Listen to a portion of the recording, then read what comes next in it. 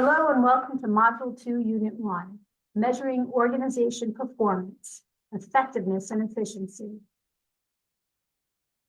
This project was made possible with funding from the Rhode Island Office of the Post-Secondary Commissioner's Early Child Care Education Career Pathways Project.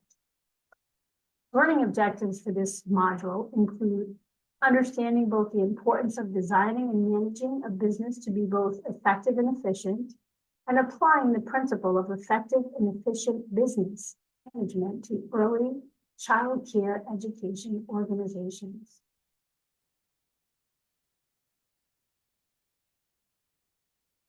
What distinguishes a business organization from an early childhood care and education organization? The answer is not as much as you may think. There are fundamental challenges that both a business organization and social service or education organization need to continuously pursue.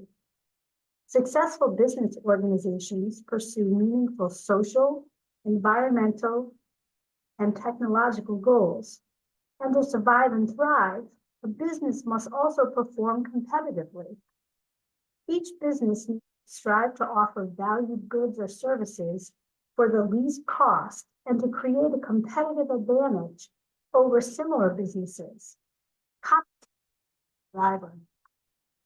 The strongest competitive advantages a business can have are either a product or service that no other company can produce, or a strategy that cannot be imitated by other companies. But this is not the norm. Most businesses have many competitors offering similar products and services. So in practice, creating a competitive advantage can be viewed as an activity that a company undertakes to create superior value above its rivals. A successful company wants to achieve a gap between the perceived value of its product or service and the cost of generating its product or service. And it wants the gap to be greater than that of the competition.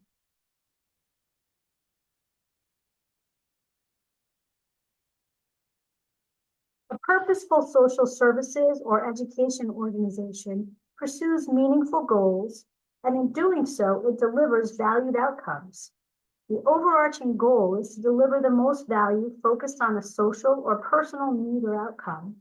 If the costs generated to deliver that valued outcome are subsidized by external sources, the social service organization is sheltered from some of the challenges that a business organization faces, but not all of the basic challenges.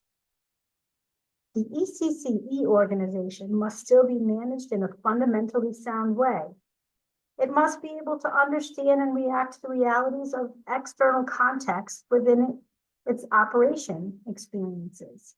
And in doing this, it competes in designing, developing, and delivering services that react to those personal and social issues and needs.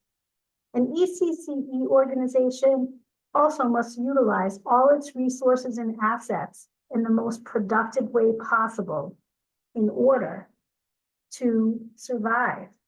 Let's explore two key factors: efficiency and effectiveness. So you want to be more efficient? You're doing it all wrong. The real goal should be to aim for effectiveness, not efficiency.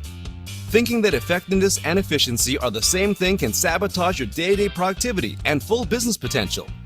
Being effective is doing work that has impact, makes a difference, and gets a result. Being efficient is trying to do things faster and cheaper, streamlining the process. There's no point being efficient if you haven't yet figured out what result you want to create in the first place.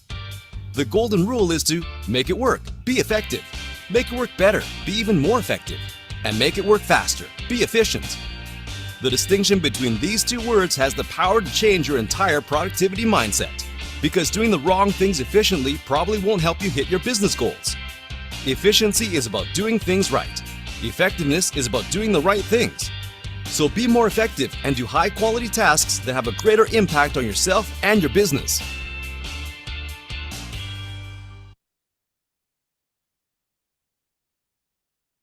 Let's look a little bit more closely at effectiveness, which really is about focusing on the right outcomes. Effectiveness means creating and delivering outcomes that benefit targeted customers, which are judged to be valued by those customers. Effectiveness is a standard that is determined outside the organization because it measures how well the external needs, wants, issues of consumers are addressed by the business's goods and services. The customer's needs, wants, and issues set the standard for effectiveness. Effectiveness. What does it do? What is it? It generates value, and value generates revenue. Effectiveness is a measure and requirement for business success, and effectiveness is about doing the right things. But what does it mean to do the right things, and how do we determine what those right things are? This image helps us to consider the stakeholder components of doing the right things and for whom those right things can exist. And it also helps us to understand the process of connecting to our responsiveness to those stakeholders and how that relates to our business processes.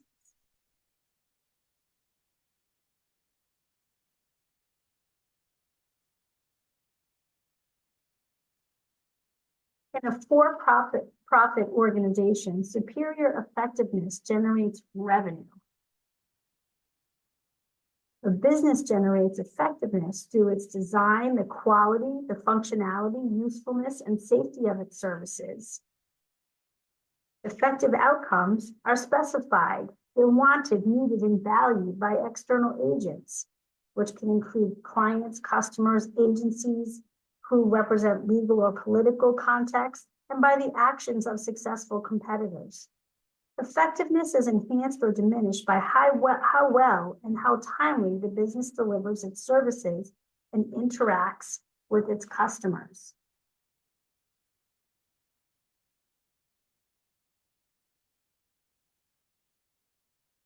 These components reflect with your experiences of effectiveness in early childhood care and education programs.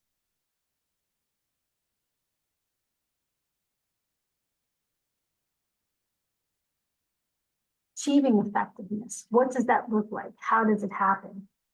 An organization's effectiveness is achieved when users and stakeholders value the services that are provided.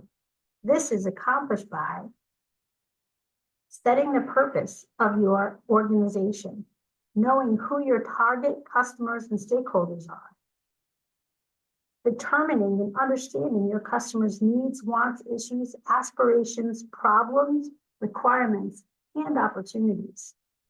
Creating service that is designed to meet the needs, to help solve problems and fit the requirements of your stakeholders and customers. Continuously improving the quality of the services. Delivering the services in ways that reduce the burden on the customers to use or obtain the service. And finally, infusing these effectiveness principles into your organization's work culture through information, language, decisions, actions of all members in the organization, support the unique effectiveness goals and standards. So it takes all of us to make this a reality. When you look at it in its totality, it helps us understand why we exist, whom we serve, what those that we serve want, need, and value, and how we help them obtain what they want, need, and value.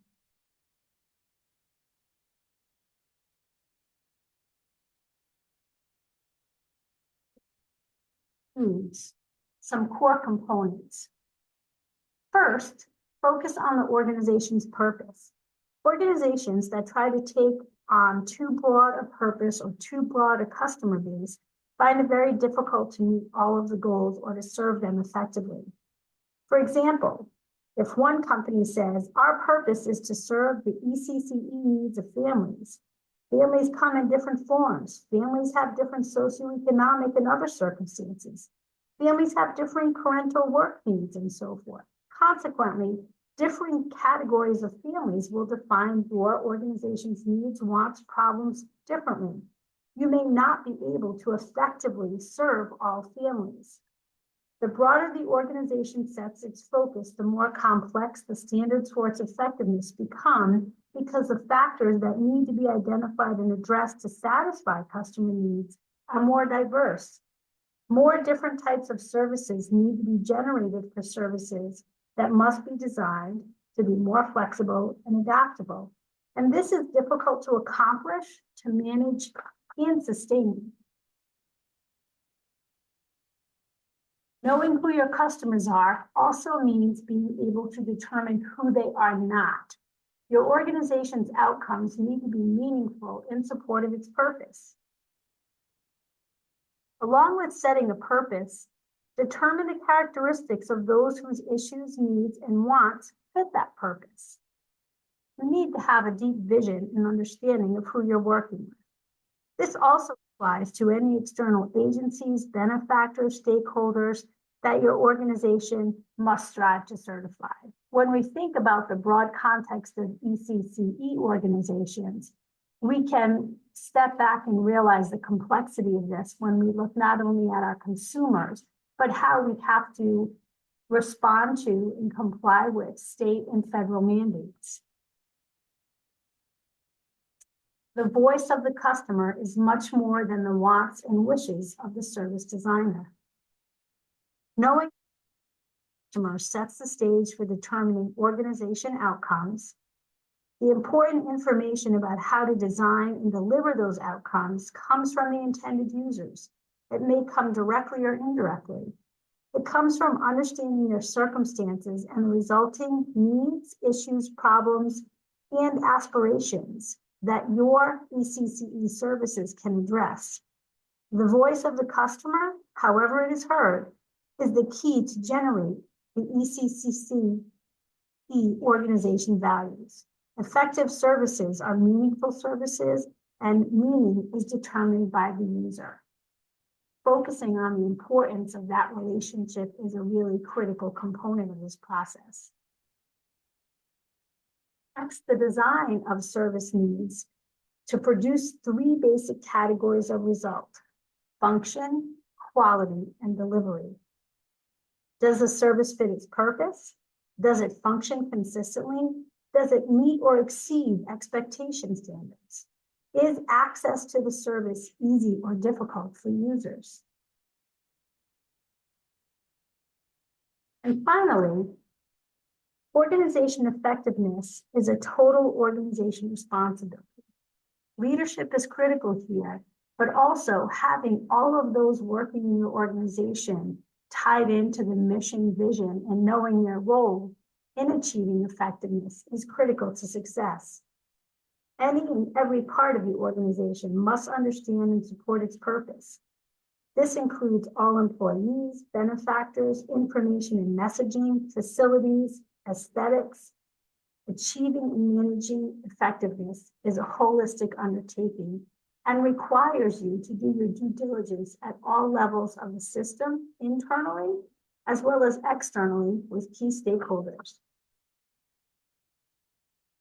Understanding the assets and needs of your organization is really critical to effectively executing this component.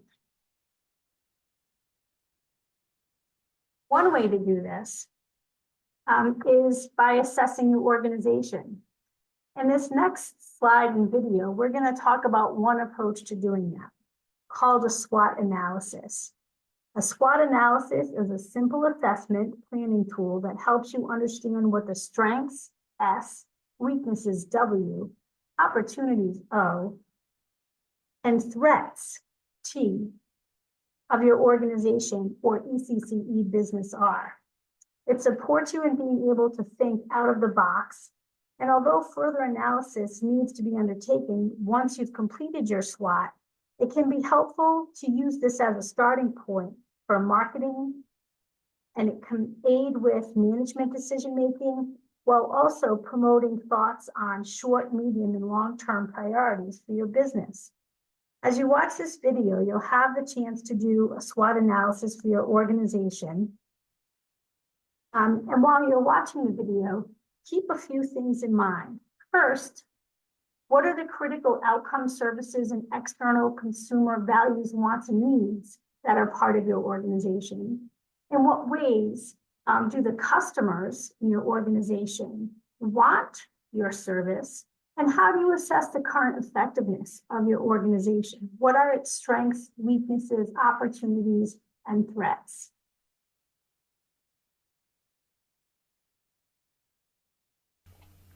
SWOT analysis in 60 seconds. It sounds much more complicated than it is. Simply put, it's a tool for analysing a business or an organisation. It stands for strengths, weaknesses, opportunities and threats. When analysing, first think of all the factors that affect your business or organisation.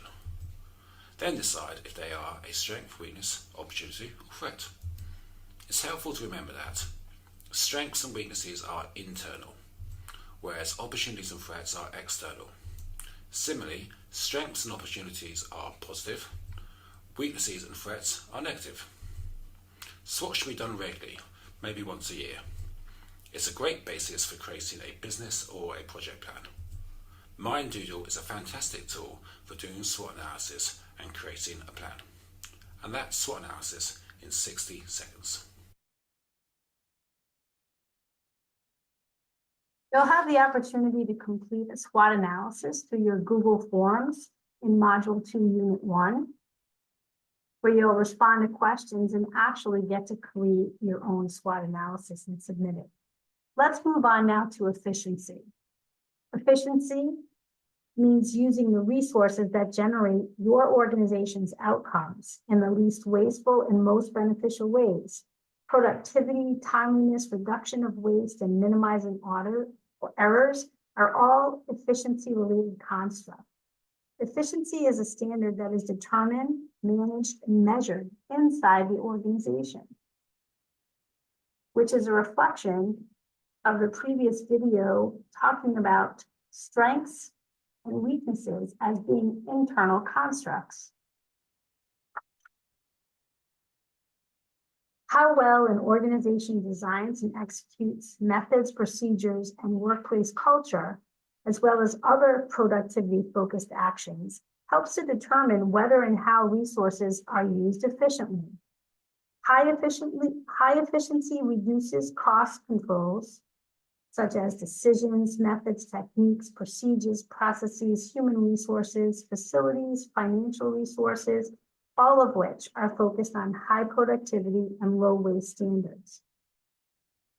Revenue minus cost equals profit or loss, depending upon what your outcomes are. And this is a fundamental business measure. In early childhood care and education organizations, managing to generate streams of revenue and managing to make the most productive use of resources is also fundamental. So when we think about efficiency, we're thinking about how efficiency controls our costs and increases productivity. We recognize that it is inside the business in a way to measure that balance of cost and productivity. And it helps us understand if we are doing things right.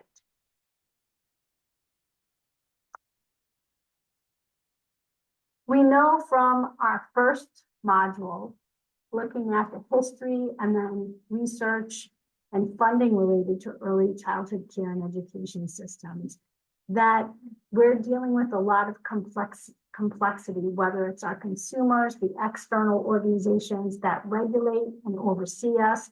And so as we're looking at matters of efficiency, let's take a second to step back and consider the complexity of our organizations and why we need to really look carefully when we're dealing with efficiency.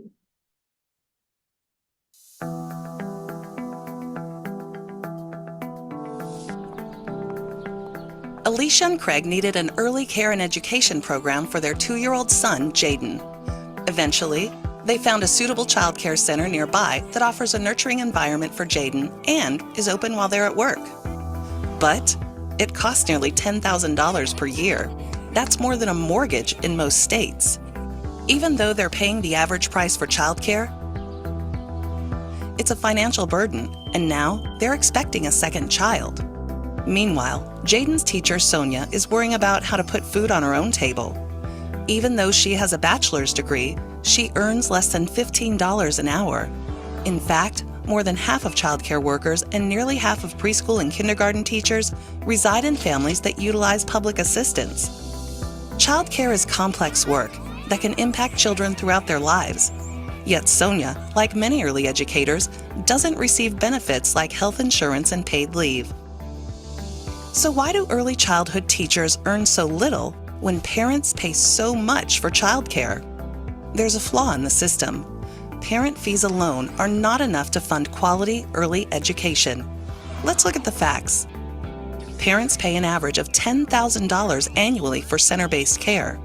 In certain locations, and depending on the age of the child, the average cost for licensed childcare is even higher. Let's take a closer look at Jaden's Child Care Center. He's one of 40 children attending full-time.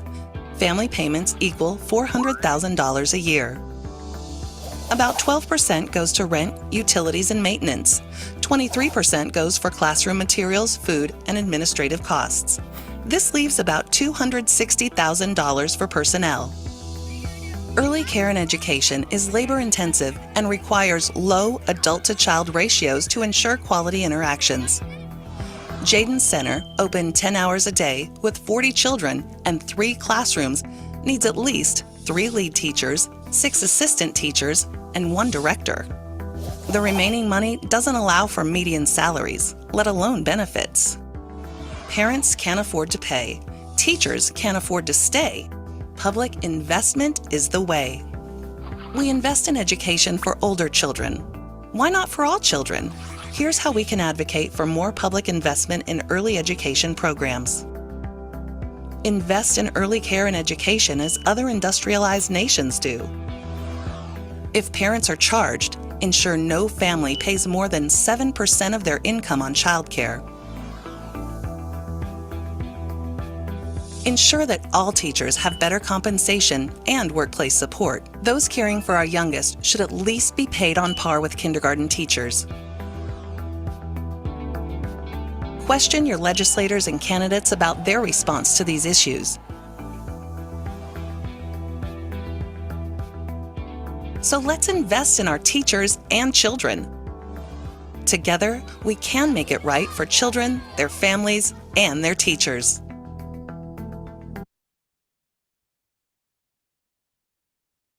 In a recent article by economist Rob Grunwald, he talks about the cost drivers in providing high quality early care and education. He's identified 4 core areas. Let's explore them a little. First, program costs. According to Grunwald, over 60% of expenses at center-based programs are typically related to personnel costs, mostly wages for teachers. Wages are relatively low, and according to the Bureau of Labor Statistics, the median wage for U.S. childcare workers and preschool teachers in 2020 was $12.24 to $15.35 per hour. The Center for Study of Childcare Employment reports that for a single adult with no children, median childcare workers' wages are equivalent to at least the living wage in only 10 states. He expands this concerning information in his reference to Black and Latino early childhood education teachers, who on average earn lower wages than their white counterparts, even after accounting for education. Another component of program costs is the realization that a per child basis cost, personnel costs vary because they're higher when agencies are serving younger children, such as infants and toddlers. Unlike primary school classrooms where teachers on average serve about 20 children, early childhood ed teacher ratios are much smaller. Let's look at our next cost driver, system costs. System level supports refer to a range of education, training, facility, and licensing costs that are either paid by for governments, providers, or teachers. The government pays for many of the supports for Head Start and public school-based programs. Meanwhile, private early childhood education providers pay for or receive government support to access these services. Education and professional development systems support range from credentials or certificates, associate's degree or bachelor's degree in early childhood education development, with a wide range of costs depending on the post-secondary institution.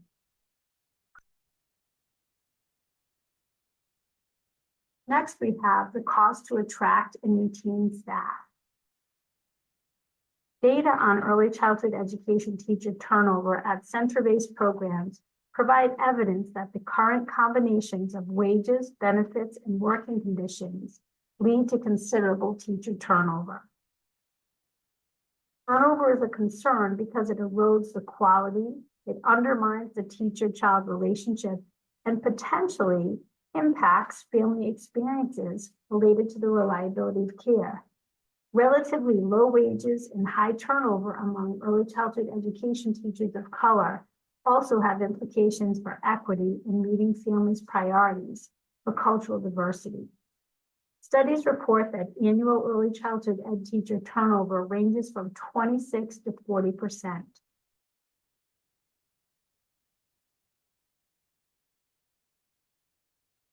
Lastly, let's turn our attention to the cost driver related to facility costs. While ongoing facility costs are relatively stable for providers, new construction or renovations can be costly. Such investments are opportunities to improve program quality. In high-quality environments, not only do they keep children safe and healthy, they also facilitate concentration, ease of play, and more positive child-teacher and child-child interactions. Providing a high-quality environment includes ensuring such conditions as adequate space, ventilation, thermal comfort, and lighting. Concerns about poor indoor quality, which is linked to higher rates of absenteeism and illness, increased during the pandemic. Air ventilation and filtration systems can help mitigate these problems. Meanwhile, providing adequate outdoor play and green space was also a concern during the pandemic because of its importance in promoting positive child development outcomes and improved concentration. So as we look at some of the factors that impact the fiscal aspect of the early childhood care and education organization, the drivers of program costs, system costs, the cost to attract and retain staff, and facility costs are critical factors to consider. When we're thinking about efficiency and we're considering cost drivers, we're also really mindful of productivity. Productivity has a direct bearing on childcare business success, and learning how to use resources to support that is critical. Here are some suggestions to promote productivity. Simplify classroom management. What does your student-teacher ratio look like each day? Do you have room for more enrollments? Would hiring new teachers make a difference? Would you manually manage the classroom? Is it a full-time job? On top of that, do you have to make assumptions about vacations, child readiness to move up to a class, and the retention of staff? Having insight into the history of your workforce can really help you predicting the future so that you have constancy and predictability in your classroom management. Retention of staff has a direct impact on productivity. When you have options for employees for where they work, you can save yourself time and money by focusing on retention because it takes time to onboard new staff. If you work to create a teacher retention plan, it should include regular discussions with teachers to hear what's going well, what they're enjoying, and how you can do better. Also focusing on their career ambitions and how you can meet their needs. This piece of information may show up in your SWOT analysis, and it may provide an opportunity for you for proactive response to build up this area of productivity.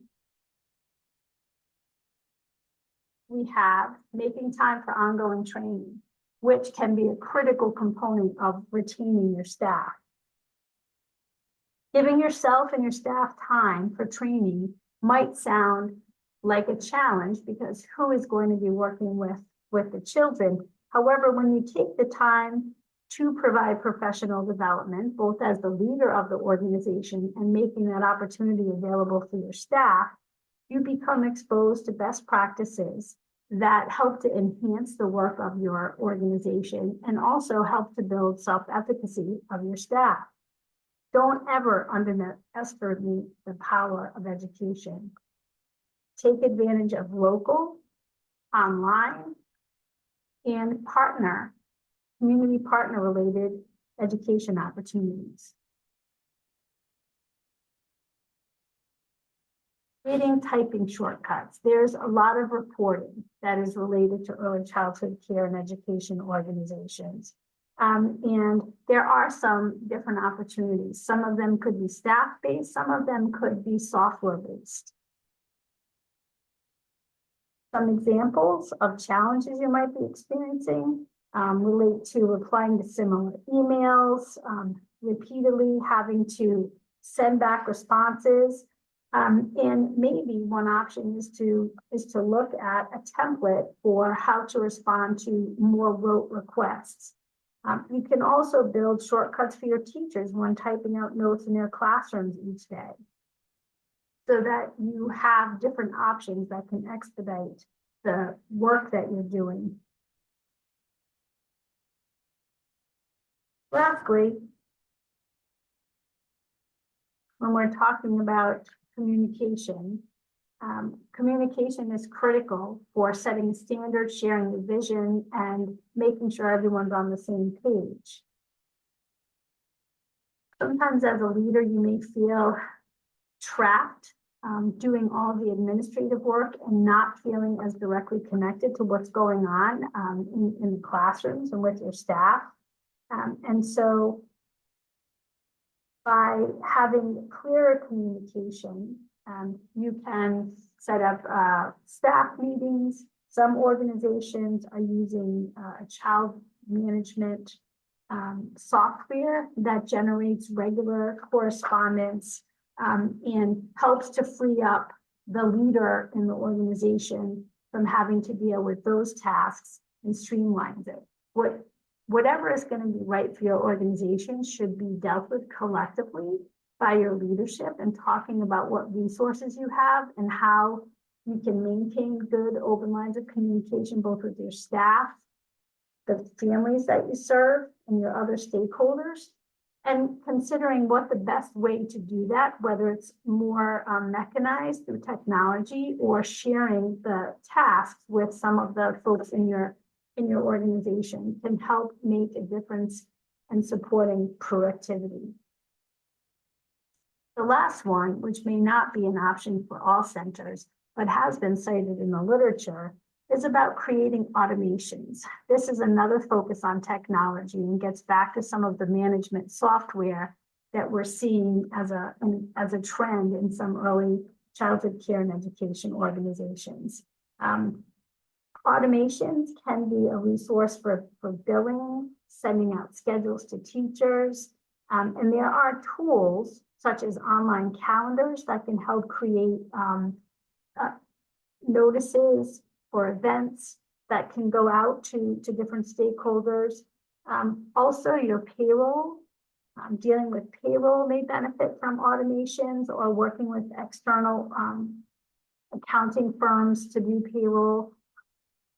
Taking a step back and looking at these core components of productivity and finding out what your assets are and where you might need some help is really critical. And once you identify places where there's some opportunity for improvement, stepping back and looking at what resources, both human capital and fiscal resources, the organization has, can really help you start to prioritize where to focus to address some of the opportunities to bolster productivity in your organization. When we're talking about productivity, efficiency, effectiveness, we're talking about creating processes that that help to move your organization forward and help it to work in its best possible way.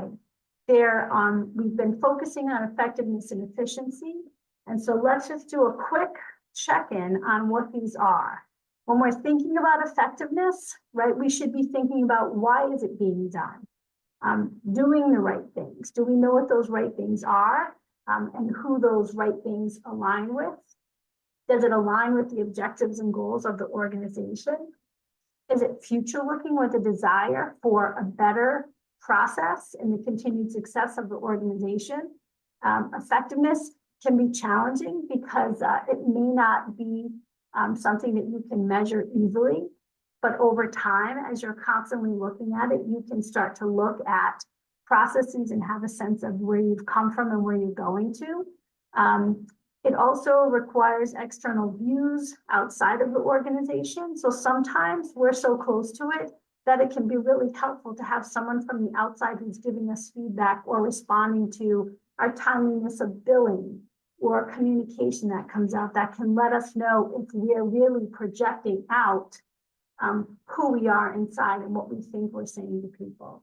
And it also, effectiveness requires subjective visioning. And that can be an opportunity and a challenge because sometimes we know what it is we're trying to do and what we're doing better than anyone. At the same time, that closeness can keep us from A, being objective, and B, sometimes it can keep us from actually seeing some of the strengths and weaknesses that are right in front of us. So having those external partners to really help to make sure that we are being effective in the ways that we're striving for.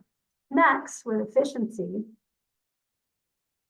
we're thinking about what needs to be done so that we can determine who does it, how they do it in the best way to cross the finish line. Doing things the right way in the best possible manner. Assessing what we're trying to do and then stepping back and determining if it's getting done in the best way can be really helpful for making changes or celebrating successes. We're looking at the current work, where we need to improve immediately, so as to avoid impacting success and productivity, that immediate focus, short-term changes that have to happen. We're also looking at ways that we can quantify and measure our metrics related to efficiency. If we have a goal of sending out schedules for teachers, a week in advance, or notifying parents of different changes, or doing the family email in a consistent place, we can go back and look to see, have we been meeting that goal? And if not, what are the obstacles and how can we improve it? We're also looking internal within the bounds of the organization, based on our goals and our outputs. Do we have the resources that we need?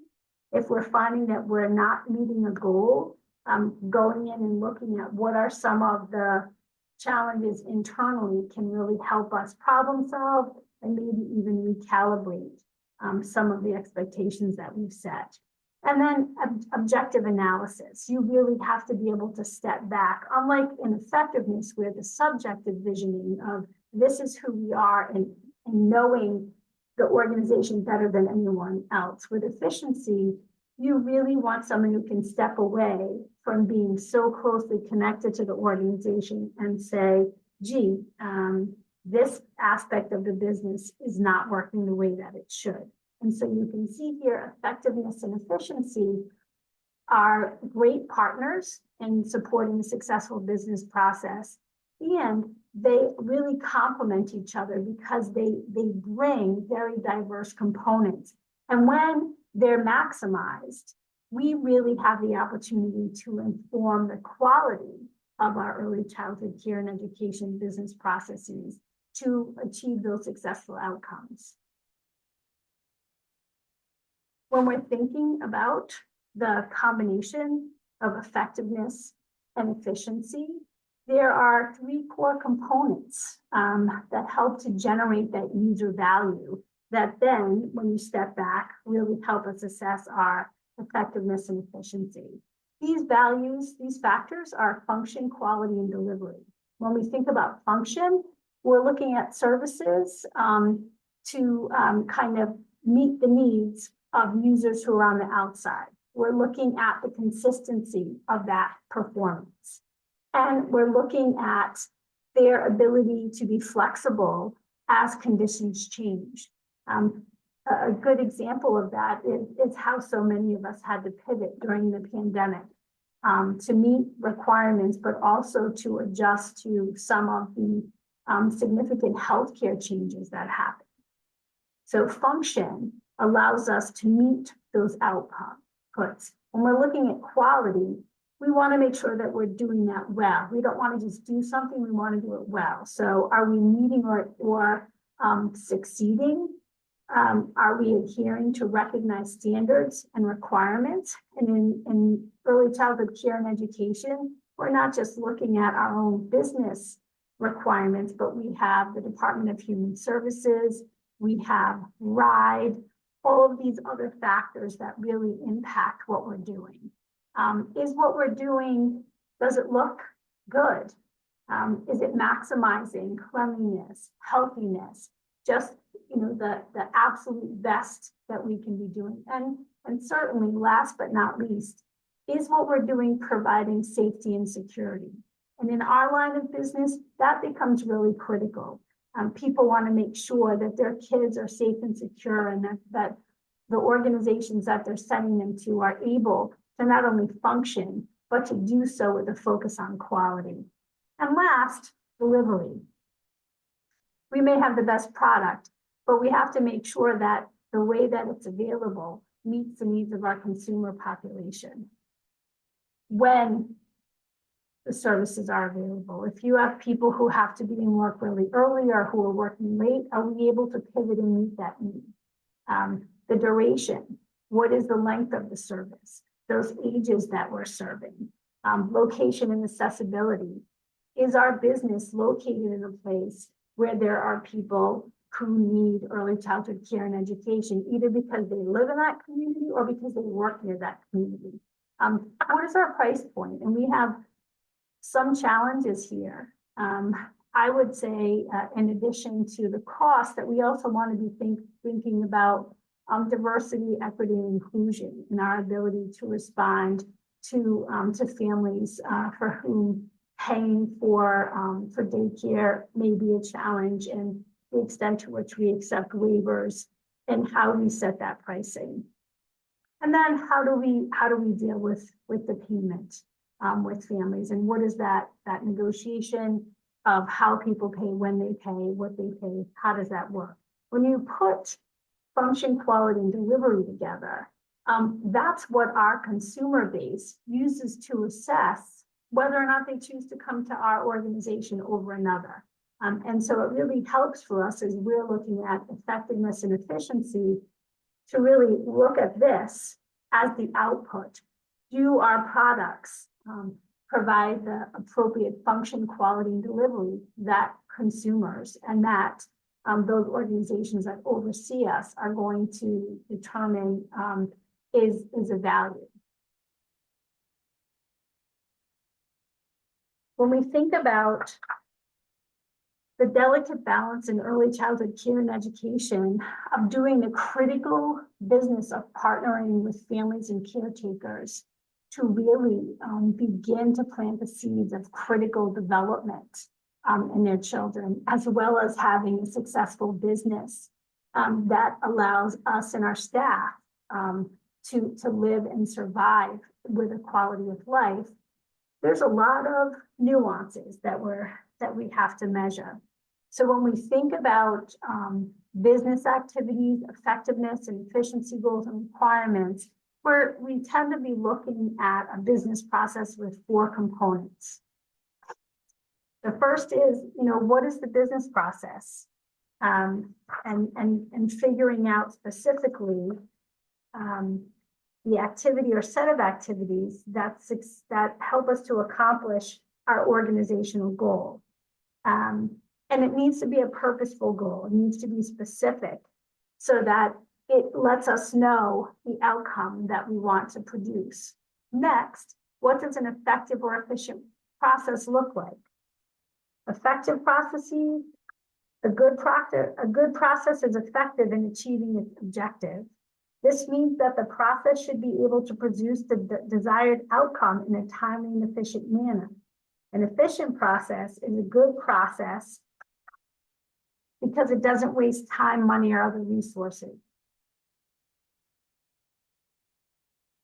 When we think about some process problems that we might be running into, we've already covered the fact that at least on average 60% of an early childhood education organization's budget is personnel.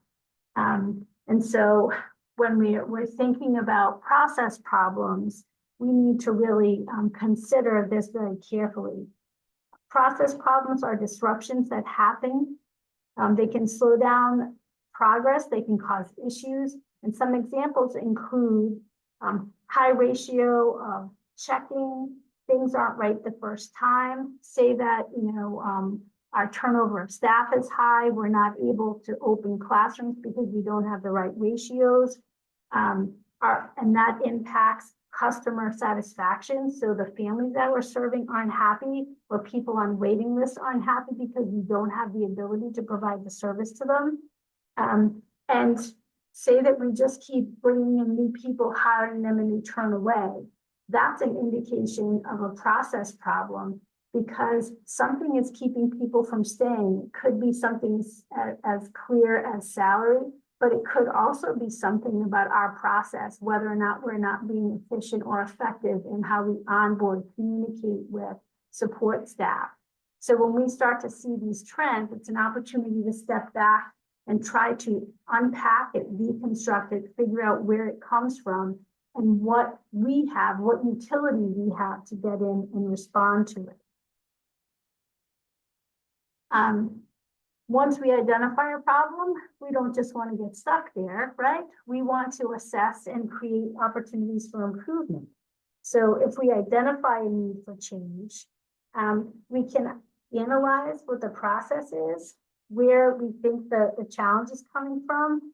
Once we do that, we can identify the people, systems, or components that might be contributing to it, and then determine what opportunities to make changes in those areas are. And this very, very simplified version of a process fundamental, when we're thinking about productivity, efficiency, effectiveness, can give us an opportunity to step back. We may not want to be overwhelmed and think about all of the things we'd like to change, but when you started with this module, looking at the SWOT analysis and then coming down and really identifying effectiveness and efficiency and productivity, if you had to pick one thing that was the biggest challenge, the biggest weakness inside the organization, and then a threat outside the organization, what might that be? And how can you lenses of efficiency and effectiveness to help you with some of the problem solving? You'll have the opportunity through this course to pick that one area and to do more on it. And hopefully this material has been a great first step in that process. Now, on to the end of the module.